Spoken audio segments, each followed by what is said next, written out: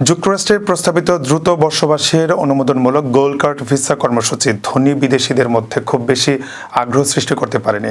এখন পর্যন্ত মাত্র ৩৩৮ জন আনুষ্ঠানিকভাবে এই ভিসার জন্য আবেদন করেছেন।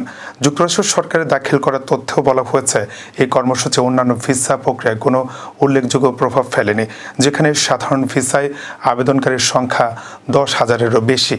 শুরুর দিকে আবেদনকারীদের $১৫,০০০ প্রসেসিং ফি দিতে হয়েছে, যাদের মধ্যে ১৬৫ জন ফি প্রদান করেছেন এবং মাত্র ৫৯ জন পরবর্তী ধাপে অগ্রসর হয়েছেন।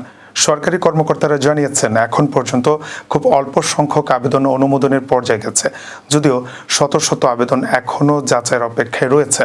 কর্মসূচিটি মূলত ধনী বিদেশিদের যুক্তরাষ্ট্রে দ্রুত বসবাসের সুযোগ দেওয়ার জন্য চালু করা হয় এবং পূর্বের বিনিয়োগ ভিত্তিক ভিসা ব্যবস্থার বিকল্প হিসেবে উপস্থাপন করা হয়।